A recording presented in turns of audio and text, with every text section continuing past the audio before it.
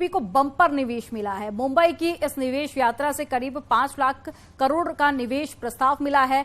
और आपको बता दें कि रिलायंस इंडस्ट्रीज के चेयरमैन मुकेश अंबानी ने निवेश का ये प्रस्ताव दिया है। इसके तहत अब स्वास्थ्य सेवा के लिए हर जिले में जियो सेंटर खुलेगा और यूपी में 5G कनेक्टिविटी पहुंचाने का भी प्रस्ताव है। रिलायंस इलेक्ट्रॉनिक्स मैन्युफैक्चरिंग में निवेश भी किया जाएगा और इसके अलावा ग्रीन एनर्जी सेक्टर में भी निवेश किया जाएगा। उधर अडानी ग्रुप नोएडा में भी कौशल विकास केंद्र बनाया जाएगा।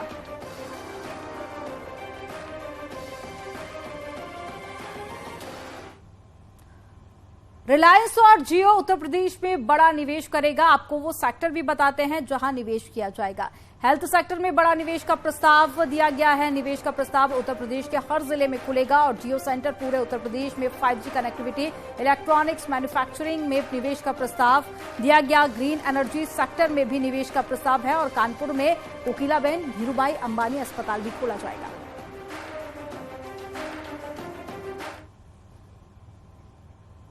आदित्य बिरला ग्रुप भी यूपी में बड़ा निवेश करेगा। किन सेक्टर में निवेश किया जाएगा वो भी आपको बताते हैं।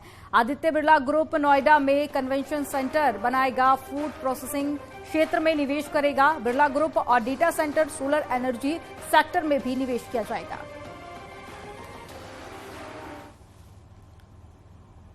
और चलिए अब बात कर लेते हैं अडानी ग्रुप की, जो उत्तर प्रदेश में किन किन सेक्टर में निवेश करने जा रहा है वो भी आपको बताते हैं। अडानी ग्रुप बलिया श्रावस्ती में मेडिकल कॉलेज खुलेगा। वेयर हाउसिंग, लॉजिस्टिक्स सेंटर में बड़े निवेश की योजना बनाई गई है। उत्तर प्रदेश में 7 अलग अलग जगहों पर सीमेंट की इकाइयां भी बनाई जाएंगी और नोएडा में 10,000 युवाओं की क्षमता वाला कौशल विकास केंद्र भी बनेगा।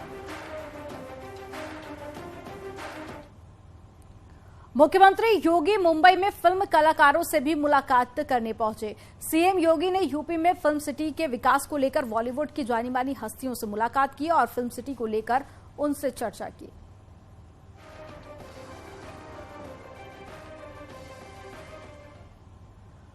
रिलायंस के अलावा देश के दूसरे उद्योगपति भी यूपी में निवेश करने जा रहे हैं। मुख्यमंत्री योगी के मुंबई दौरे के दौरान में देश के नामचीन उद्योगपतियों ने यूपी में बड़े निवेश का प्रस्ताव दिया। सीएम के मुंबई दौरे पर यह खास रिपोर्ट आपको दिखाते हैं।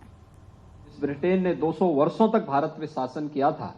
उस ब्रिटेन को पछाड़ करके भारत दुनिया की 5वीं बड़ी अर्थव्यवस्था बनता है, तो हर भारतवासी के लिए ये गौरव की presence of the honourable chief minister Yogi Adityanath ji in the city of Mumbai, and as a banker and a part of the financial system, we feel very, very enthused with the stability, the law and order situation, the trust and confidence which the state of Uttar Pradesh is building. See, the way UP is now coming up in terms of the safety and security, this actually enhances the confidence of all the industries and the community who are interested in investing in any such place. So I think to that extent, the way UP has transformed itself in the last couple of years, they have invested well in the infrastructure. The infrastructure creation which has happened in UP is remarkable.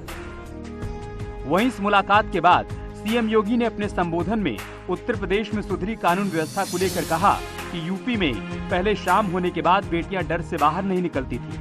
आज मैं पूरी जिम्मेदारी के साथ कह सकता हूं कि प्रदेश में बेटियों को बुरी नजर से देखने की हिम्मत किसी में नहीं है। कानून व्यवस्था के खिलवाड़ के बारे में कोई सोच नहीं सकता है। उत्तर प्रदेश ने कानून व्यवस्था कैसे होनी चाहिए 2017 के पहले या उससे पहले भी आपको अनुभव मिला होगा, देखे होंगे आप लोग। हर दूसरे तीसरे दिन एक दंगा होता था। 2017 से 2022 के बीच में यूपी में कोई दंगा नहीं हुआ, एक भी दंगा ना होना। कहीं भी कोई सुरक्षा में सेंध लगाने की बात तो बहुत दूर है, कोई उधर सोच भी नहीं सकता है। आज ये स्थिति उत्तर प्रदेश के अंदर है। हर व्यक्ति वहां पर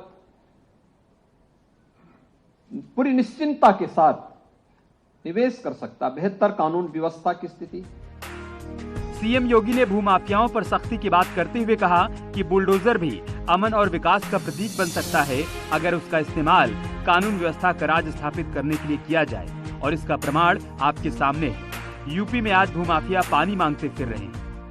लैंड बैंक लोगों को प्रयास करना होता है। हमारे यहां एंटी भूमाफिया टास्क फोर्स है, उसने भूमाफियाओं से 64,000 हेक्टेयर लैंड उनके कब्जे से मुक्त करा करके अपने कब्जे में ली, और इसमें हम लोगों ने तेजी के साथ निवेश के कार्यक्रम को आगे बढ़ाना प्रारंभ किया। दरअसल फरवरी में होने वाले ग्लोबल इन्वेस्टर समिट को लेकर सरकार ने एड़ी चोटी का जोर लगा दिया है। पहले विदेश, अब स्वदेश। सीएम योगी डंके की चोट पर निवेशकों को खुले दिल से यूपी में निवेश का न्योता दे रहे हैं। Bureau report, news 18।